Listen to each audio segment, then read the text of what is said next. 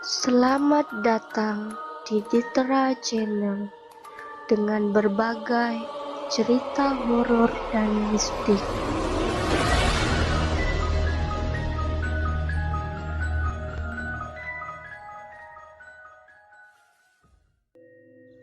Penumpang gelap di kursi belakang mobil.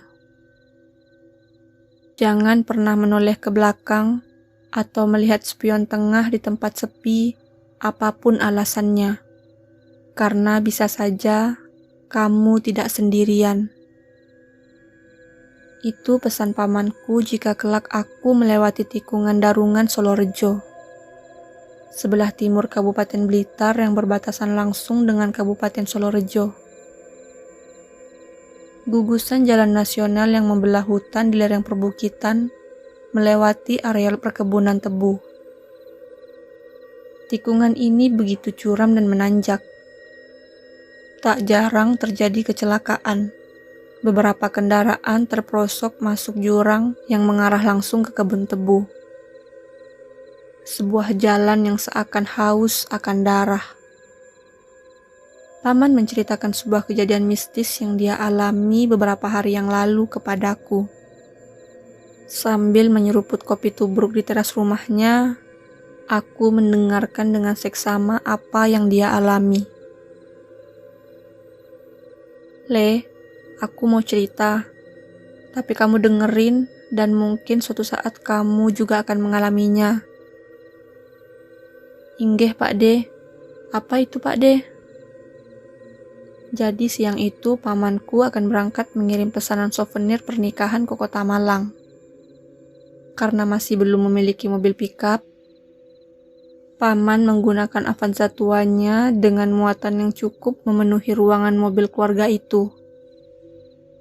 Dan hanya menyisakan bangku sopir saja yang kosong. Hal ini sudah biasa dilakukan pamanku.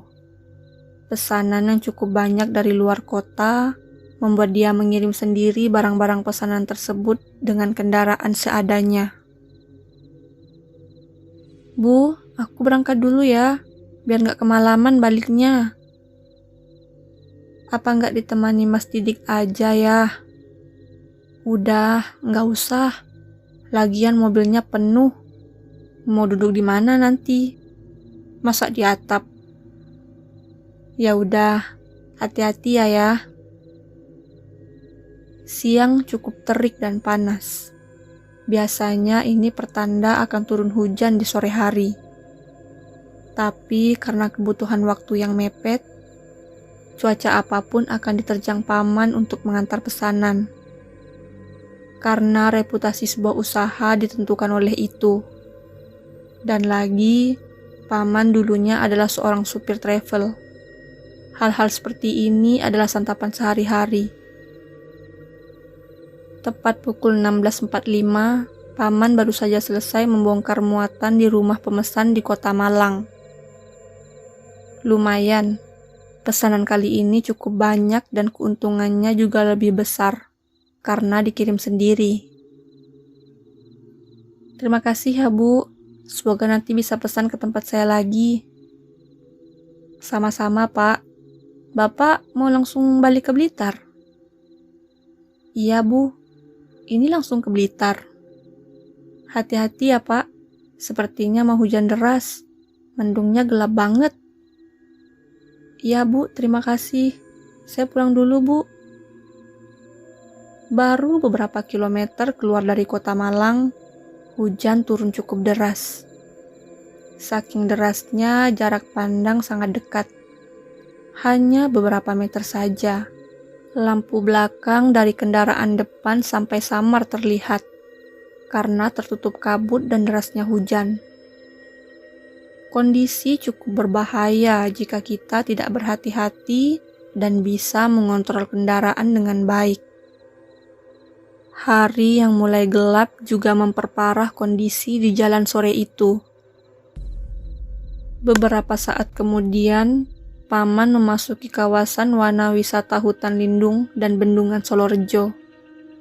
Kawasan cagar alam yang dikelola oleh pemerintahan setempat. Bendungan dimanfaatkan untuk perairan dan pembangkit listrik. sedangkan hutan lindung sebagai keseimbangan ekosistem, penada curah hujan, dan tempat hidup beberapa satwa. Hujan masih turun dengan deras diiringi samar-samar suara azan maghrib. Dan paman pun masuk sebuah daerah yang bernama Darungan. Kelewatan lagi. Harus lewat tempat itu jadinya. Sebenarnya ada jalan alternatif yang bisa dilewati tanpa harus melewati wilayah ini. Namun karena derasnya hujan, paman melewatkan pertigaan jalan alternatif tersebut. Dan jalan satu-satunya adalah melewati Darungan. Usai melewati sebuah jembatan dengan aliran sungai yang deras dan menanjak memasuki tikungan itu, ada semacam aroma wangi yang luar biasa tercium yang berasal dari kursi belakang. Semakin lama, aroma itu semakin kuat dan rasanya mencekik leher. Seperti aroma parfum yang biasa dipakaikan ke jenazah orang yang sudah meninggal.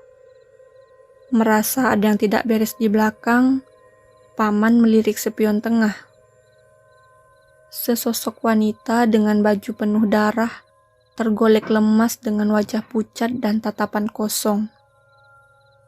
Di wajahnya terdapat luka yang berlumuran darah. Dan setelah itu, aroma wangi yang tadi tercium berubah menjadi bau bangkai yang membusuk. Sosok wanita itu pun menghilang saat mobil paman keluar dari tikungan dan menembus kabut malam yang kian menebal. Paman pun meneruskan perjalanan seolah tidak terjadi apa-apa. Dan esoknya di surat kabar, tertulis seorang wanita tertabrak dan terlindas truk pengangkut tebu tak jauh dari tikungan angker itu. Dan ciri-cirinya sama dengan apa yang paman lihat. Apakah kebetulan? Bukan. Ini seperti pesan kematian.